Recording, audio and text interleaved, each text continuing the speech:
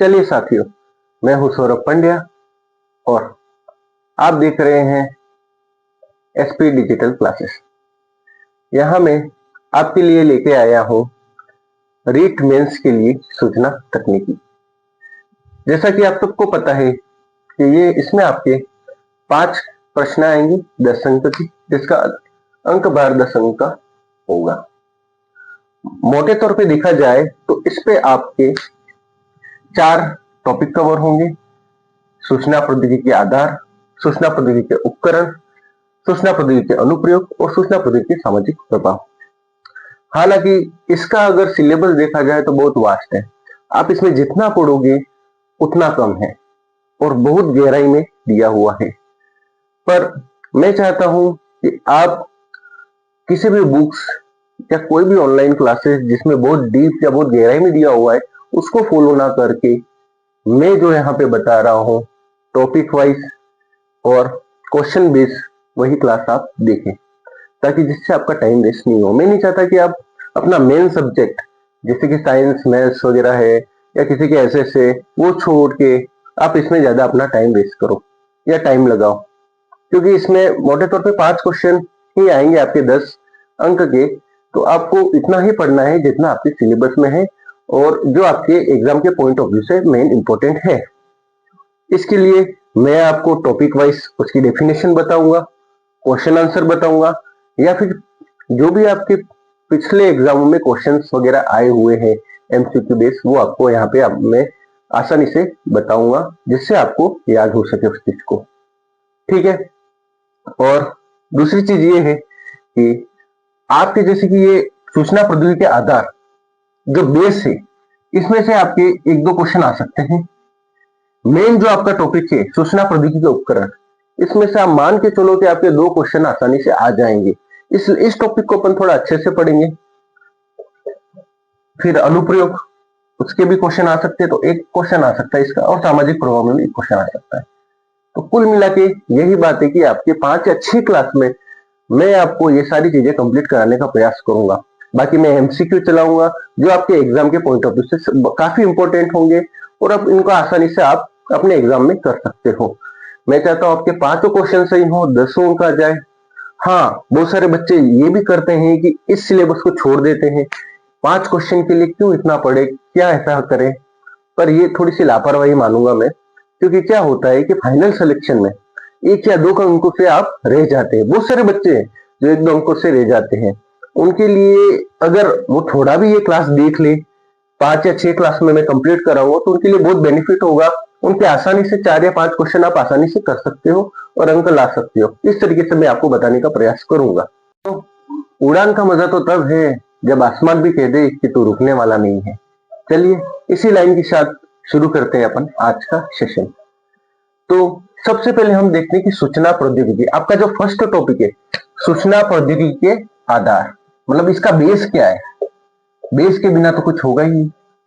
तो सूचना प्रौद्योगिकी के आधार अपन पढ़ेंगे। इसमें सबसे पहले अपन टॉपिक लेते हैं सूचना। सूचना क्या होती है? सूचना का मतलब होता है इंफॉर्मेशन। इंफॉर्मेशन किससे प्राप्त होती है अपन को? डेटा से। अब आप पूछोगे डेटा क्या है, तो मोस्ट एग्जाम में पूछने वाला क्वेश्चन आपका यही है कि डेटा क्या है। तो डेटा जो आपका होता है वो होता है रॉ फैक्ट। असंग्रहित जो आंकड़े होते हैं उसको डेटा कहते हैं। जैसे कि एक नॉर्मल सा मैं एग्जांपल लेता हूं। आप बुक पढ़ते हो, ठीक है।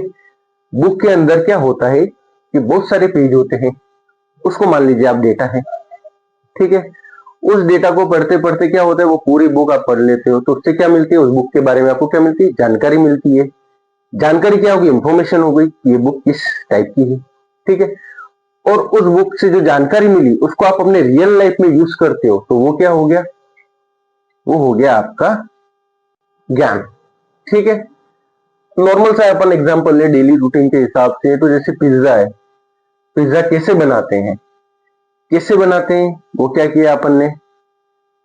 वो पढ़ा, तो वो क्या हो गया? आपका डेटा हो गया, उसके बारे में पढ़ा।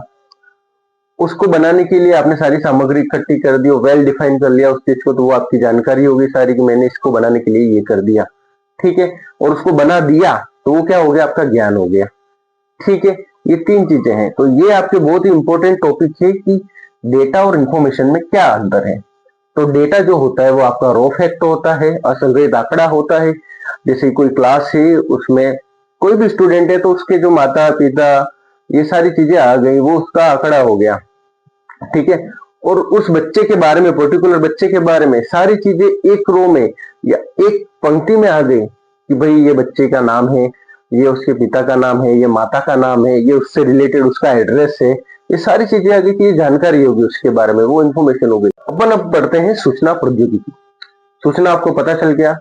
सूचना प्रौद्योगिकी की डेफिनेशन अपन देखें तो क्या होती है, मोटे तौर पर आपके एग्जाम में आ जाए तो आपको यही लिखना है या यही ऑप्शन में देना है कि जानकारी, मतलब कोई भी इंफॉर्मेशन होती है तो उसको कंप्यूटर व तकनीक की मदद से क्या करना, संभालना, बदलना, मतलब चेंज करना, मॉडिफाई करना, उसको सुरक्षित रखना, ठीक है। ये सारी चीजें क्या कहलाती है, सूचना प्रौद्योगिकी में है। सूचना प्रौद्योगिकी का मतलब ये है कि आपकी जो भी इंफॉर्मेशन हो गई उसको कंप्यूटर व तकनीक की मदद से आपको स्टोर करना, उसको मॉडिफाई करना या उसको कहीं पे भी ऐसी जगह सुरक्षित रखना, यही आपका सूचना प्रौद्योगिकी कहलाता है, ठीक है। अब आपके क्वेश्चन में एक क्वेश्चन आपके एग्जाम में ये भी भेज सकता है कि आईसीटी का फुल फॉर्म क्या है, आईसीटी, ठीक है। नॉर्मल क्वेश्चन है, पूरे आपको अंक मिल सकते हैं इस चीज के, ये लिख के ले लो कि ये क्वेश्चन 100% आपके बन सकता है। आईसीटी की फुल फॉर्म होती है इंफॉर्मेशन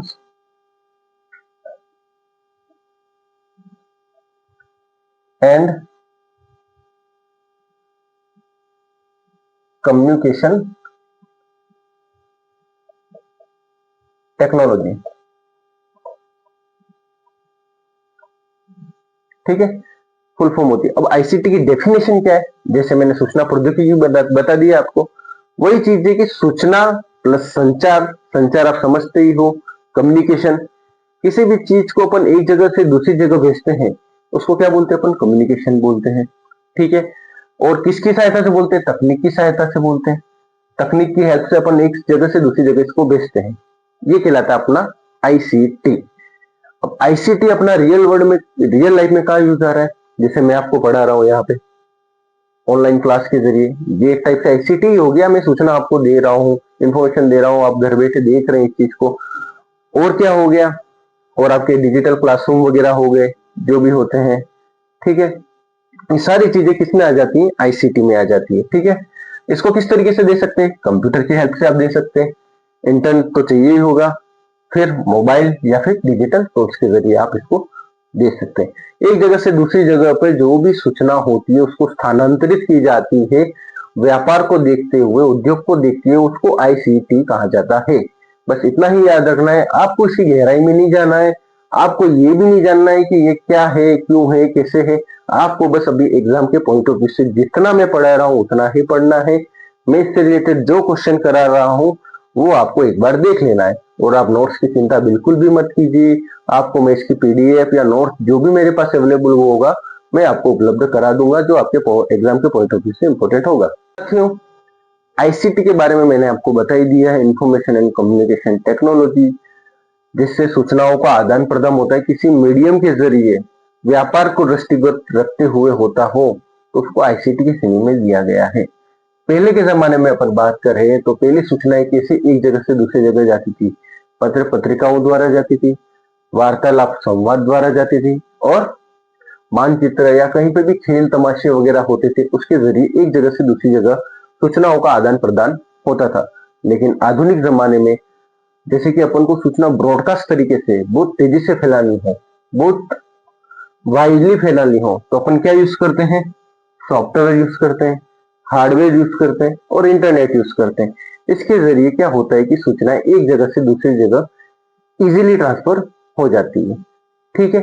ये तो आपके हो गए आईसीटी के प्रकार जो मेनली यूज आते हैं। इससे कोई क्वेश्चन आपका बनता नहीं है, लेकिन बाय चांस एग्जाम में हो आ जाए कि आधुनिक तरीके से कैसे आईसीटी का यूज हो रहा है या किस तरीके से इनका सूचनाओं का आदान प्रदान हो रहा है, तो हार्डवेयर, सॉफ्टवेयर और दूरसंचार व नेटवर्क के जरिए इनका सूचनाओं का आदान प्रदान हो रहा है, ठीक है। तो स्टूडेंट्स, जैसा आईसीटी के प्रकार के बारे में मैंने आपको बता दिया, अब मैं थोड़ा आईसीटी का बता रहा हूँ कि आईसीटी इसकी फुल फॉर्म क्या होती है। इंफॉर्मेशन कम्युनिकेशन टेक्नोलॉजी जैसे बता रखी। अब आप सोच रहे होंगे इंफॉर्मेशन कहाँ से प्राप्त होती है। वीडियो, टेलीविजन, इंटरनेट, रेडियो, कहीं से भी अपन को इंफॉर्मेशन प्राप्त हो सकती है। ठीक है। और कम्युनिकेशन कैसे कर सकते हैं अपन? ईमेल के जरिए कर सकते हैं, मोबाइल के जरिए कर सकते हैं, टेलीफोन के जरिए कर सकते हैं। ये इनके मीडियम हो गए। ठीक है। और टेक्नोलॉजी, डिजिटल कैमरा, लैपटॉप और रोबोट। रोबोट से आप वाकिफ होंगे, एआई टेक्निक आजकल आ गई है जिसे आप सब यूज कर रहे होंगे, चैट जीपीटी वगैरह यूज कर रहे होंगे। तो कितना इजी हो गया है आजकल इसको यूज करके कुछ भी अपन को समझना देखना कितना इजी पड़ गया है। ठीक है। तो सारी टेक्निक आ गई है। तो आप ये समझ लीजिए आईटी जो होती है ये उद्योग के लिए होती है, सूचना प्रौद्योगिकी। उद्योग के नजरिए से बेहद जरूरी है कि डिजिटल चीजों का यूज करके अपन इसको एक उद्योग के माध्यम से इसको यूज कर सके। ठीक है। जो आईसीटी होती है उसका केवल और केवल संदर्भ आज के जो आधुनिक युग है इसमें इसका यूज शिक्षा के क्षेत्र में बहुत ज्यादा ही हो रहा है। जैसे डिजिटल क्लासरूम वगैरह हो गया, मैंने आपको बताया हुआ है। तो ये मेनली चीज है कि आईसीटी का यूज आजकल किसमें हो रहा है, शिक्षा के क्षेत्र में ज्यादा व्यापक यूज हो रहा है। ठीक है। अब कुछ मेनली मैंने यहाँ पे दो तीन चीजें बता रखी हैं जिसमें आपके क्वेश्चन उठ के बैठ सकते हैं। पहली चीज है कि सूचना प्रौद्योगिकी जो शब्द है इसका प्रयोग 1958 में किया गया। कहाँ किया गया? तो हार्वर्ड बिजनेस रिव्यू करके लेख में किया गया। ठीक है। यहाँ से क्वेश्चन आपका उठ सकता है कि कब किया गया और कहाँ किया गया। ठीक है। एक क्वेश्चन यहाँ से भी उठ सकता है, जो संचार व्यवस्था है इसका प्रारंभ कैसे किया गया या कहाँ किया गया? तो 1962 में जो उपग्रह है टेलेस्टर, वहां से इसका यूज किया गया। डायरेक्ट क्वेश्चन बैठ सकता है कि संचार व्यवस्था कौन से उपग्रह से प्रसारित हुई फर्स्ट टाइम? तो टेलेस्टर। ठीक है। ये दोनों क्वेश्चन आपके एग्जाम के पॉइंट ऑफ व्यू से इंपॉर्टेंट है। जैसा कि मैंने आपको पहली क्लास में ये सारी चीजें बताई, जो जो इंपॉर्टेंट टॉपिक है उसके बारे में आपको बता दिया है। इससे रिलेटेड क्वेश्चन के लिए मैं अलग से क्लास बनाऊंगा जो आपके लिए बहुत ही ज्यादा इंपॉर्टेंट रहेगी, जिसमें क्वेश्चन आंसर होंगे। आपके जो पुराने पेपर आए हुए हैं उनमें से भी मैं उठाऊंगा। ये आपको बेसिक बता दिया, इसमें ज्यादा डीप में जाने से मेरे को नहीं लगता कोई मतलब है, क्योंकि आप जैसे कि आप सबको पता है कि आपका पास बहुत कम टाइम रहा है, 1 महीना ही रहा है। उसके लिए इतना लेंदी पढ़ना, इतना मास्क पढ़ना थोड़ा सा इम्पॉसिबल होता है। और आप जैसे टेक्निकल नहीं है, ज्यादातर जो रीट्स की तैयारी कर रहे हैं वो ज्यादातर टेक्निकल बंदे नहीं होते हैं।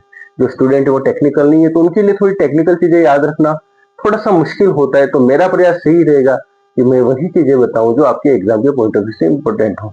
तो स्टूडेंट, आज हमने देखा सूचना प्रौद्योगिकी के बारे में, थोड़ा सा समझा आईटी के बारे में, आईसीटी के बारे में, उसके प्रकार के बारे में, कहाँ पे इनका यूज होता है उस बारे में। ये सारी चीजें हमने पढ़ी, कुछ इंपॉर्टेंट चीजें भी अपन ने पढ़ी। और ये 3 इंपॉर्टेंट क्वेश्चन है जो आपके एग्जाम के पॉइंट ऑफ व्यू से इंपॉर्टेंट है। जैसे कि प्रोसेस डेटा, प्रोसेस डेटा को क्या कहते हैं? आपके एग्जाम के पॉइंट ऑफ व्यू से बहुत अच्छा क्वेश्चन है। इसको अपन बोलते हैं सूचना, या बोलते हैं जानकारी, या फिर इंफॉर्मेशन।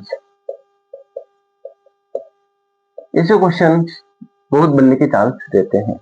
दूसरा क्वेश्चन है अर्थहीन आंकड़े, जैसे पहले ही मैंने बता दिया। डेटा, अर्थहीन जो आंकड़े होते हैं उनको बोलता है डेटा। ठीक है। इसमें कुछ भी आ सकते हैं, नंबर आ सकते हैं, अल्फा न्यूमेरिक आ सकते हैं, सारी चीजें इसमें आ सकती है। ठीक है।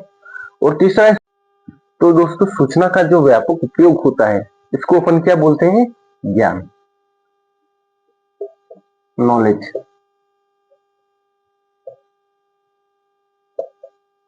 ठीक है। ये 3 बहुत ही इंपॉर्टेंट क्वेश्चन है। फिर नॉलेज या विजडम भी प्राप्त होती है।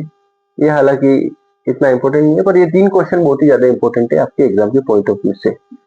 अब जो आईसीटी है उसका जो मेनली जो डिस्क्रिप्शन या जो मेनली जो यूज आता है वो शिक्षा के क्षेत्र में आता है, जो मैंने पहले बता दिया है। ठीक है। ये सारी चीजें आपके एग्जाम के पॉइंट ऑफ व्यू से सारी इंपॉर्टेंट है। अब जैसे कि नेक्स्ट क्लास में मैंने आपको बताया कि इंपॉर्टेंट क्वेश्चन वगैरह मैं कराऊंगा। इस क्लास में मैंने इतना बताया है। आपको अगर ये क्लास अच्छी लगी हो तो इसे ज्यादा से ज्यादा लाइक करें, सब्सक्राइब करें और शेयर करें। ठीक है। और कमेंट बॉक्स में जरूर लिखें कि कुछ कमी रही हो या फिर कुछ आपको क्वेश्चन वगैरह बताने हो इसके, कि हमको इस टाइप से क्वेश्चन बताइए या फिर इस टाइप से आप ये टॉपिक बताइए, तो मैं उस चीज को भी बताने का आपको बहुत से बहुत प्रयास करूंगा। ठीक है।